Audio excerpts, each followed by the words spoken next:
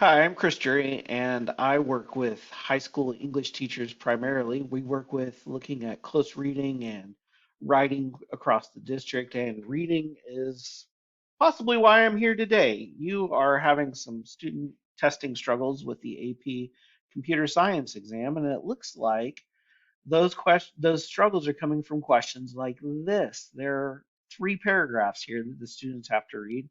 They have to pull all that information together, and then they have to answer three separate questions about them, which are probably going to cause them to go back and look into this and say, oh, where's the answer to that? Or where's the answer to that? Which sometimes students don't do at the level we need them to do. So how do we fix that? We're going to use some close reading strategies, and we're going to use some note-taking strategies. To do that, we're going to need a model in front of our students with something called the Think Lab. So what we'll do is we'll project this question onto our screen from our computer in front of our class, and we're going to take the test in front of our students. So basically, I'm acting like a student taking the test. I'm going to share my inner monologue, my thought process, what's banging around inside my head as I read these questions, and I'm going to model the note-taking steps students need to make as they do this. So to do that, let's go ahead and jump in. I obviously don't have the testing platform in front of me. I'm just going to use a Google Doc because I can comment Google Docs. Now, if students can't make notes in the platform, if that's something that AP is different about, then they do have the option to make notes on paper. And I would encourage them to just have a scratch piece of paper and say questions 28, 26 through 28 and write paragraph one is about this, paragraph two is about this, whatever, right? So that would look something like this. Now I'm in front of my class. I'm getting ready to do this. I'm going to say, all right, today I'm taking this test. It looks like this question is going to get me, but let's take a look and see what I can do for it. Questions 26 through 28 refer to the information below. Blah. I get to do some reading. Great. All right. A web browser is selling its information cookies to third-party marketing companies. These companies are profiling users and selling the sorted data to targeted advertisers.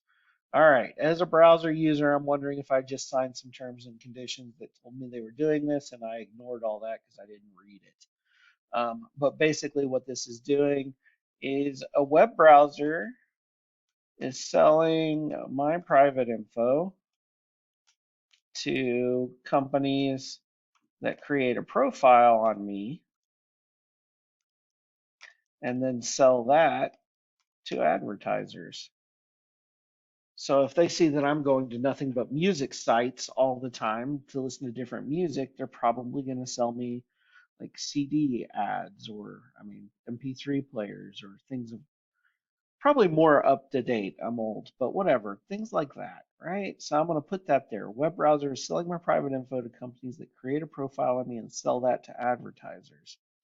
All right, the web browser is debating adding a setting called Do Not Track. Once enabled, this setting would send a Do Not Track signal to the websites you visit, informing them that you do not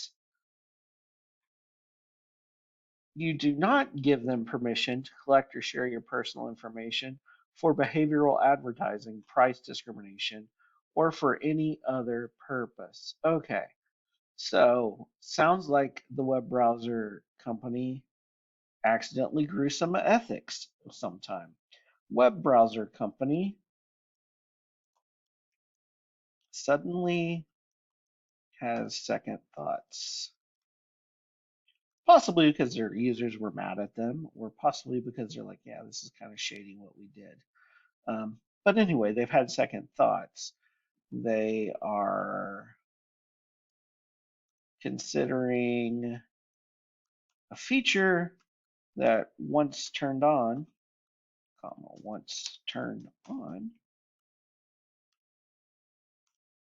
will block my info from being collected. And I'm going to put down positive benefit for the user. This is actually, I need to go back and I'm going to add another comment. This is a negative for the user. It's a problem. So that's there. And you know what? This is a solution. So I'm going to put So this is a problem solution structure, is what we call this in the writing and reading world. Like the opening paragraph presents a problem, later a solution is offered. All right, the setting would stop data brokers from legally selling your personal information to the sites you visit. All right, so this is the complete solution. Third-party companies and advertisers would be blocked. Harder to send me targeted ads, right? And a side effect of that might be like harder to do other things, like remember my pizza order or something to that effect. All right. So I've got this question. So that's really, I've got 3 comments for 3 paragraphs. I'm rewriting these paragraphs in my own words so that when I go back, when I see a question, it's like, huh, paragraph 1 was the negative for the user problem and it said this. I can go back and look at my notes. Paragraph 2 said this, right? That helps me. Which of the following is the most likely data privacy concern for the original browser? All right, so some things I want my students to always highlight. Sometimes the test will highlight or bold a most likely, and sometimes it doesn't, is what I saw in the test prep material I looked at. So it shouldn't be bolded. What I want to do, what I want to teach my students to do is highlight those words in the questions. What is the most likely data privacy concern? Privacy seems to be the issue here for the original browser. So privacy and most likely. What is the most likely data privacy concern? All right, so let's read my choices. Information collected about your personal preferences and private activities might be used to brand you as members of a particular group. That's true. Like if that's up here, the browser is selling my private info and creating a profile. So they're going to create a profile on me. I'm a big music listener. I like conspiracy theories. I do this, I do that. They're building a profile so it'd be easier to sell stuff to me.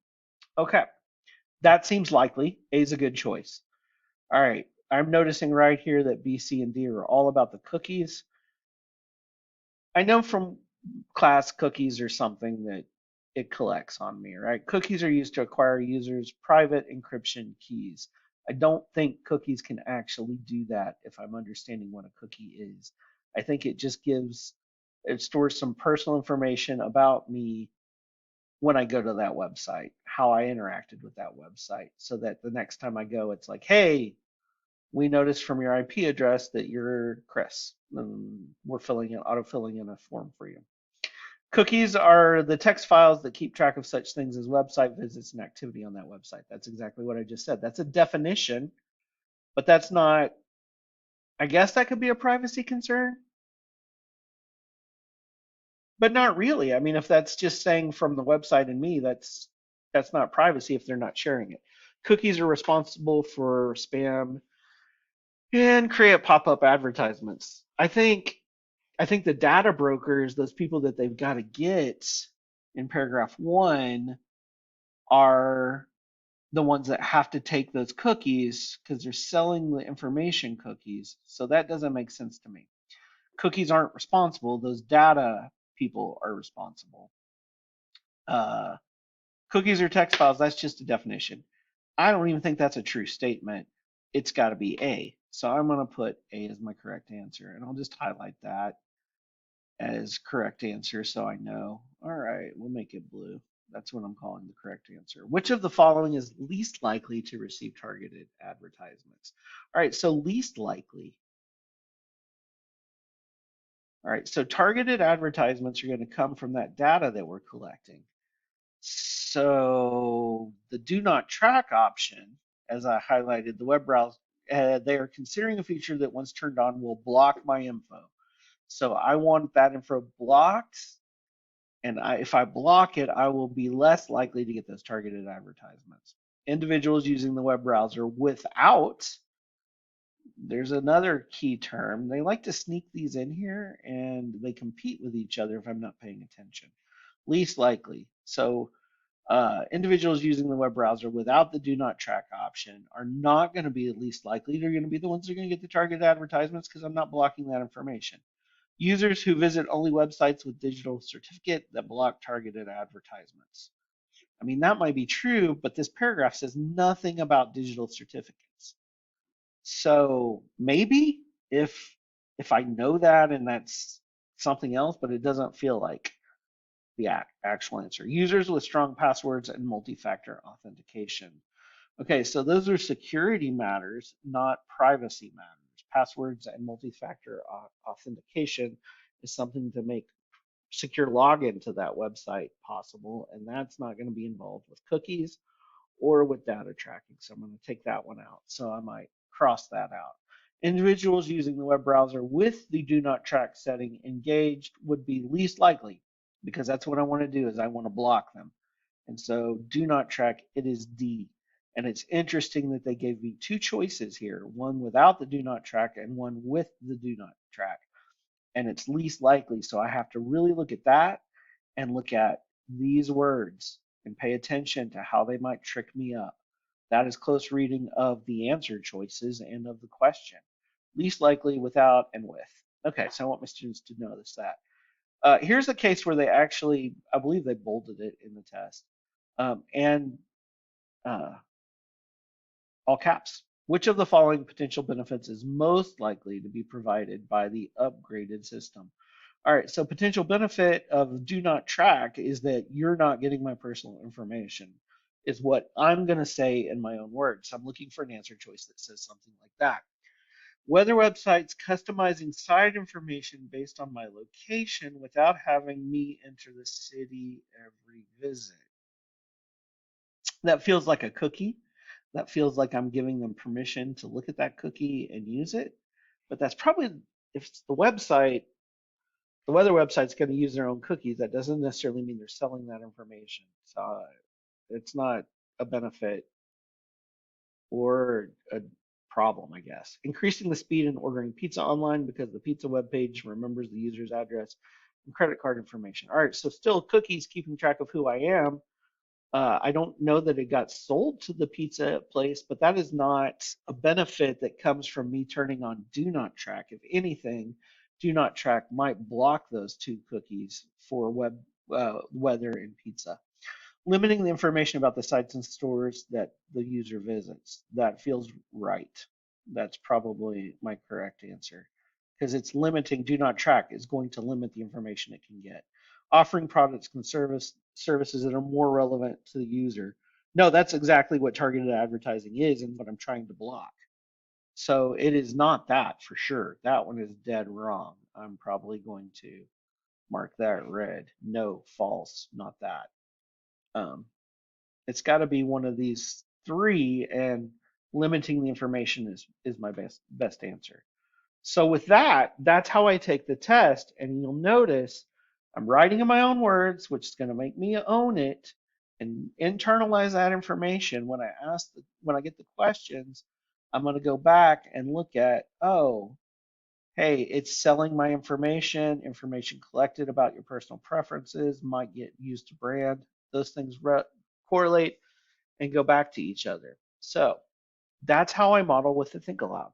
And I might even have my students have their computers open and be following along and marking their own text or writing their own summary on their own Google Doc or on their own Canvas assignment or something like that, or just on a sheet of paper, honestly.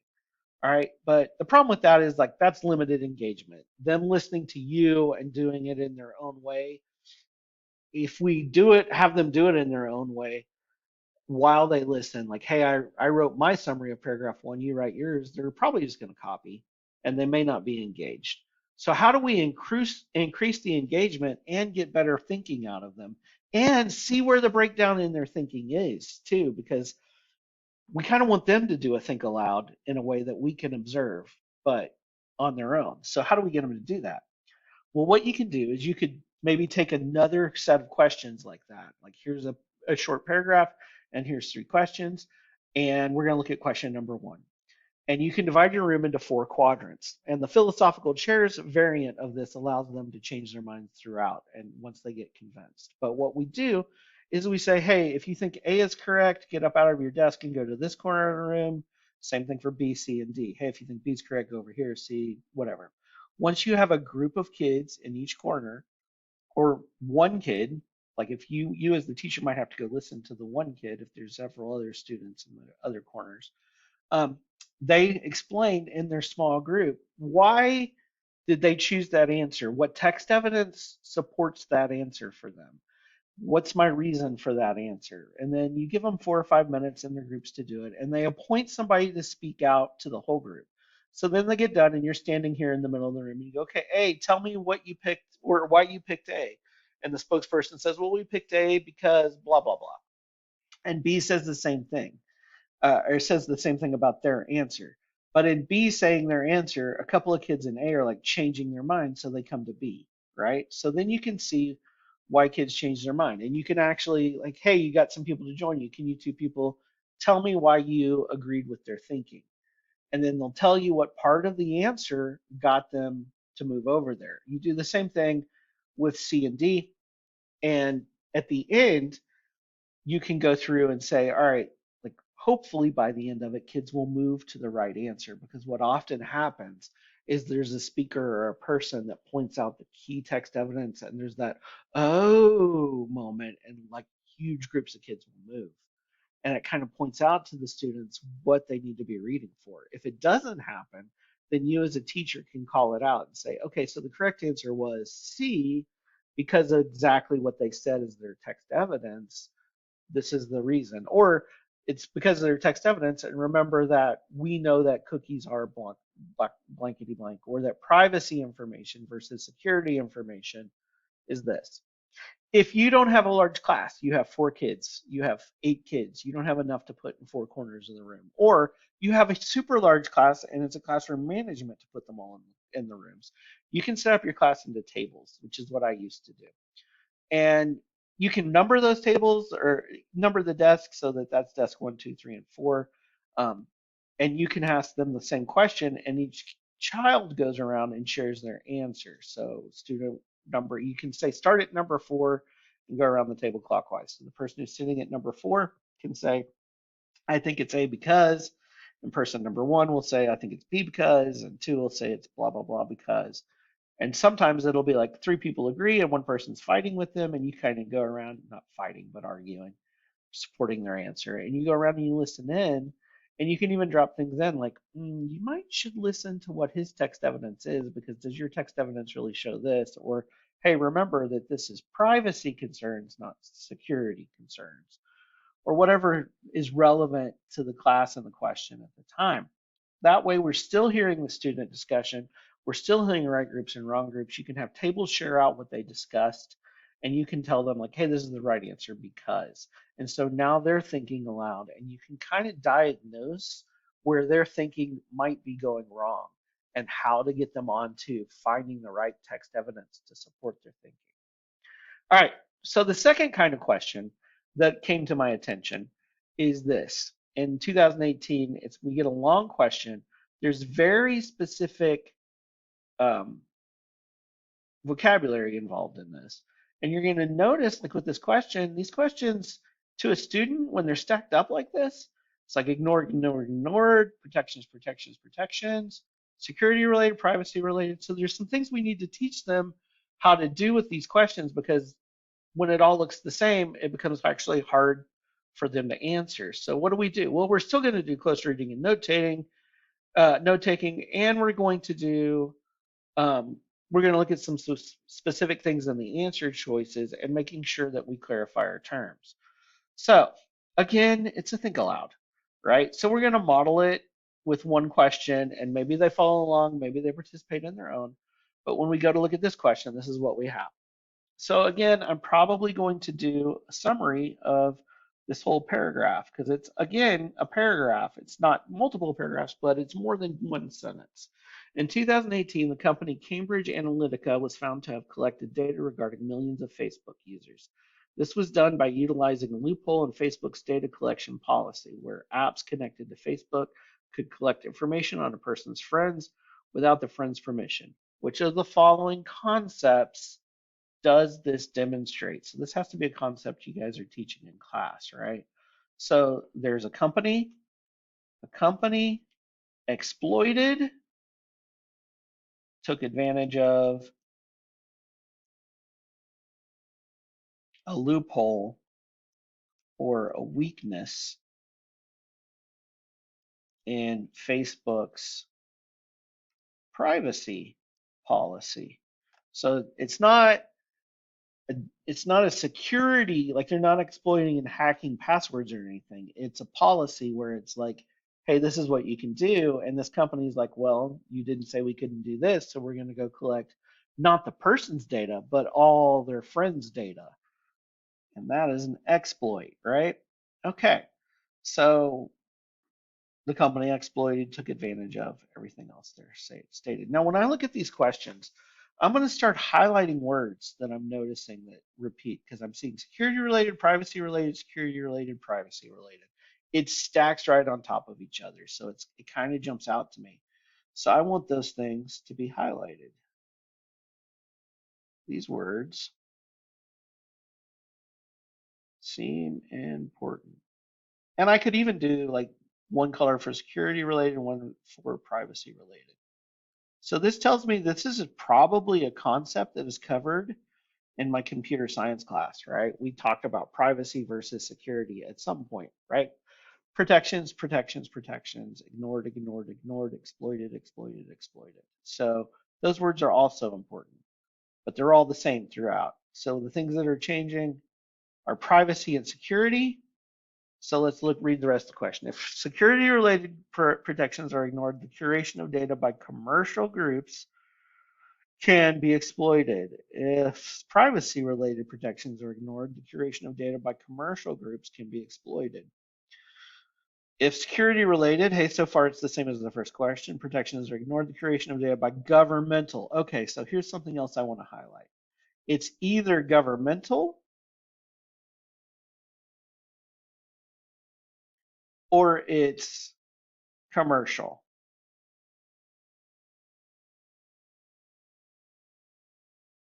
So there's two things I need to figure out. I need to figure out, is this a commercial entity or is it a government entity? And right here in the first paragraph, company should tell me it's commercial. So I should wipe out all of these questions and that should get me to a 50-50. But maybe I don't know that. Like I'm like, I don't understand what a company is. As a student, I know I did pay attention in class and I know that this is regarding millions of Facebook users. It was done by using a loophole collection data. The apps connected to Facebook could collect information on a person's friends without the friend's permission. That is privacy, not security, because we're not talking passwords. So if I know that it's not security, then I've eliminated still 50% of my questions, right? So I've gotten to privacy. Now I'm deciding, is this a company or is this a government? But it's clearly a company. I think the easy one, if they don't remember their terms, is like getting down to the 50-50 here, and then we can see it's privacy related and B is our correct answer. And I think that's what's super important for them to understand. What we have in English or in literature, this would be called parallel structure because every sentence, every answer choice is the same, only this part or this part changes, right? This question looks exactly the same. So if they don't focus in on what is the nuance that is different in each one, then it all becomes a jumble. And if they've been taking the test for a long time and doing a lot of reading, they're getting a headache and they're like, oh, I have to focus. I don't know how to focus. Highlighting is the key. Security related or privacy related, commercial or government. Really, once you make one choice, you're down to a 50-50, and you make the other choice, you have your answer. All right, so that's a thing students need to see. Again, how do we engage them beyond just me thinking aloud? We need to show them the strategy. We need to give them practice with the strategy, but we also need them to know our terms. How do we increase their engagement and thinking with that? All right, so there's a website called Genially. You go to Genially. It loads eventually. And I have a Genially that is right here, already made. I say it's right here. There it goes. When I use it,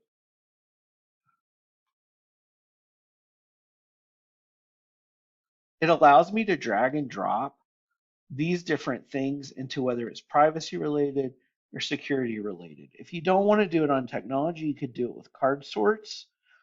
I'm sure there are other issues that are come up that they pair like this besides privacy related and security related. Um, but these are obviously two big ones. And I just made a list. You guys could easily make this better when you're on your when you go to Genially, it'll prompt you to log in. You just log in with your Google and you can start creating. When I went to templates, I went to games and challenges, and that template was right there. And it took me like 5 minutes to make that.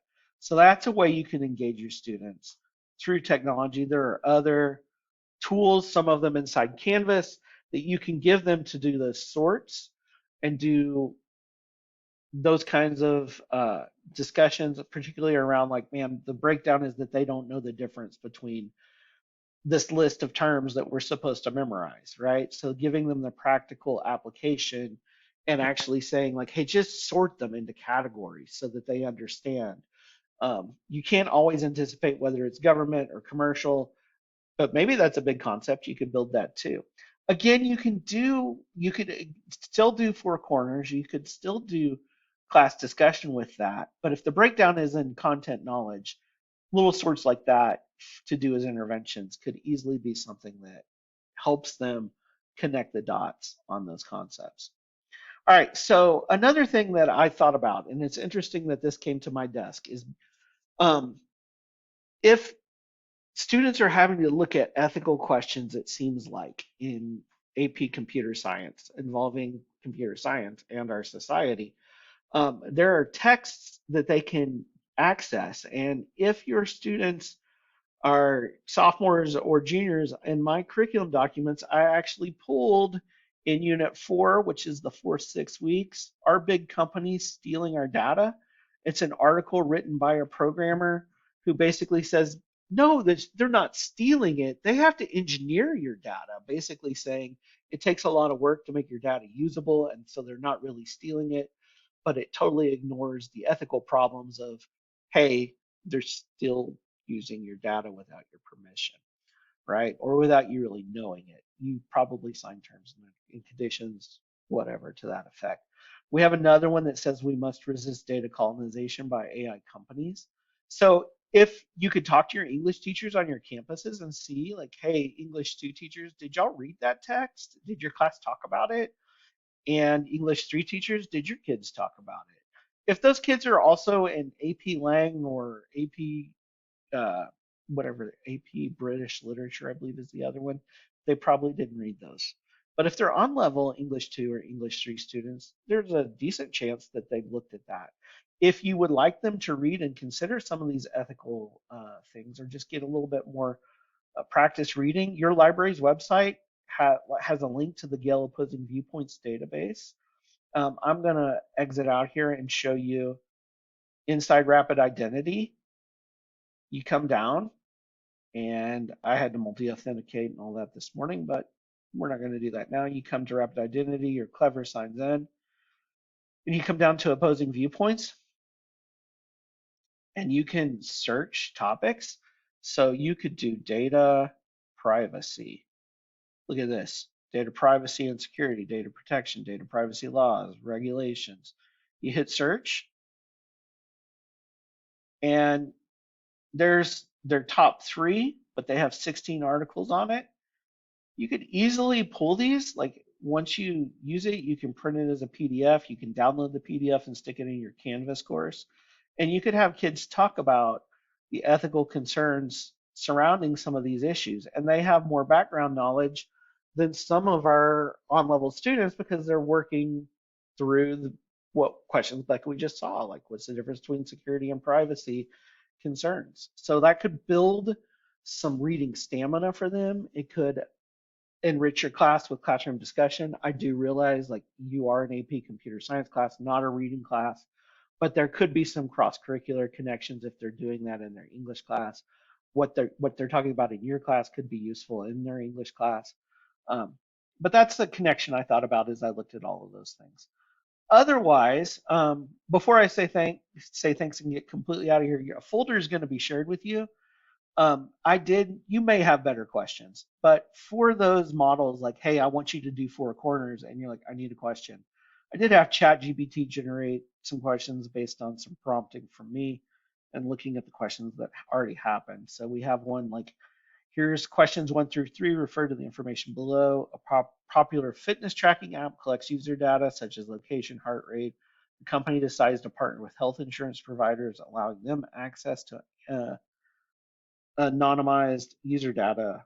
They'll use this for whatever, but there's obviously the same implications. They could start denying people credit or coverage and things. Um, Popular ride sharing company has introduced a new AI driven feature called Smart Routes. Hey, it's collecting your map data if you let it, right? So that's similar to the questions that we saw. I have another AI generated question like the one we saw with um, this is a data breach incident. Um, Security related, privacy related, security related, privacy related. It really copied that question a lot. Um, Social media data collection is another one. Government surveillance program was a problem, but it comes up with different responses. It came up with several different ones. So there's examples here for you to use if you don't have questions that you've written or from your textbook or from whatever sources you have. I'm going to have a folder that shares that with you. Otherwise, that's it for me. I thank you for your time and for listening to me and what may not have been the most engaging video. I'm sorry I couldn't be there with you today.